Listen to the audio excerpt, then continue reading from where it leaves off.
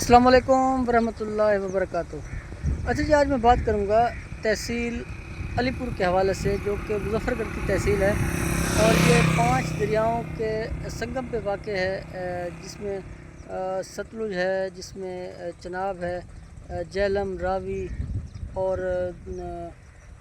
सिंध के संगम पे वाक़ है, दरिया सिंध के।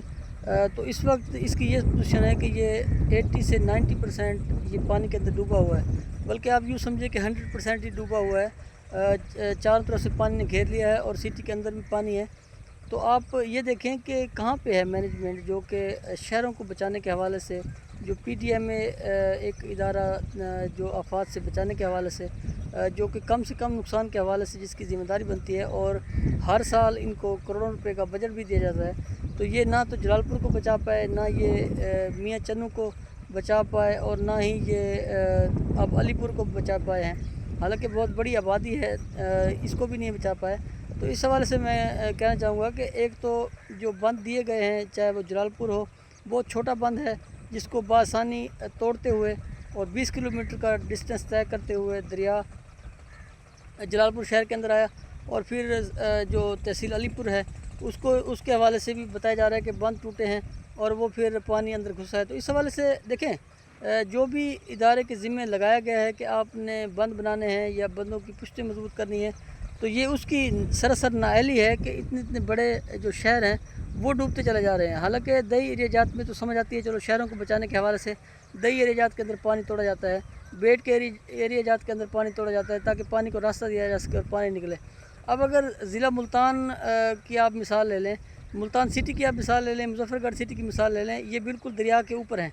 एक साइड पे दरिया चनाब के मगरब वाली साइड पे मुज़फ़्फ़रगढ़ है, बिल्कुल दरिया के किनारे के ऊपर, और मशरक़ वाली साइड पे दरिया चनाब के मुल्तान सिटी है।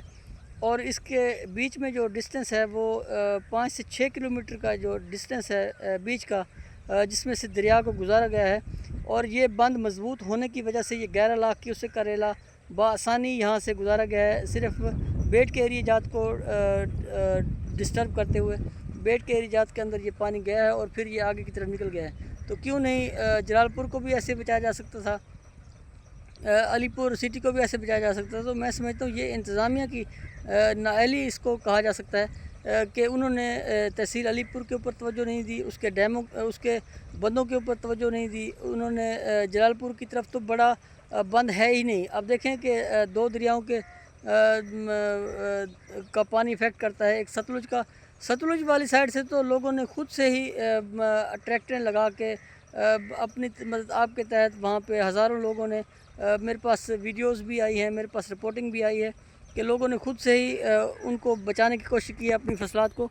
लेकिन दरिया चनाब को तो मैनेज कर रहे थे सब लोग। तो फिर क्यों जलालपुर सिटी डूबा, या अलीपुर डूबा, या रावी के अंदर मियाँ चन्नू डूबा, या चीचा वतनी वाली साइड पे पानी आया।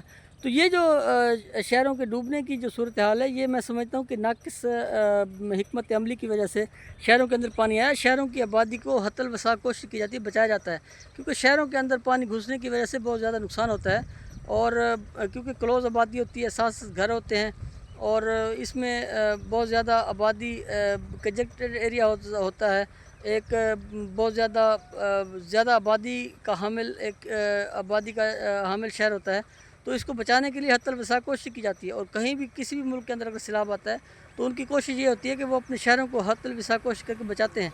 लेकिन यहाँ पे शहरों का डूबना, और सिर्फ 11 लाख क्यूसेक के रेले को हम लेके निकल रहे हैं, और उसको हम अपने शहरों को नहीं बचा पाए, और हमने अपने शहर भी डबो बैठे हैं। तो इसका मतलब ये है कि हमारी नाक़िस हिकमत अमली है। हमारे जो बंद थे वो मजबूत नहीं थे, हमारे जो बंद थे वो बेहतर तौर पे नहीं बनाए गए। अगर बंद बेहतर अंदाज में बनाए जाते और मजबूत बनाए जाते, और उनका जो 11 लाख या 12 लाख क्यूसेक रेले को बर्दाश्त करने के हवाले से उनकी पोजीशन होती, तो मैं समझता हूँ ना तहसील अलीपुर डूबता, ना ही जलालपुर डूबता, और ना ही पीछे जो शहर डूबे हैं पंजाब के अंदर वो डूबते। तो लिहाजा इस हवाले से अब आगे से हिकमत अमली ऐसी बनाई जानी चाहिए।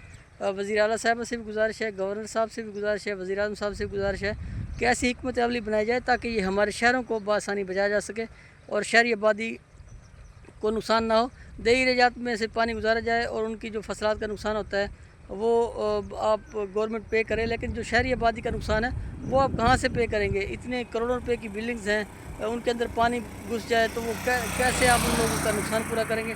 اتنے ریسورسز آپ کہاں سے لے کے آئیں گے؟ تو لہٰذا کوشش کریں کہ جو شہری آبادی ہے اس کو بچاتے ہوئے سیلاب کو گزارا کریں۔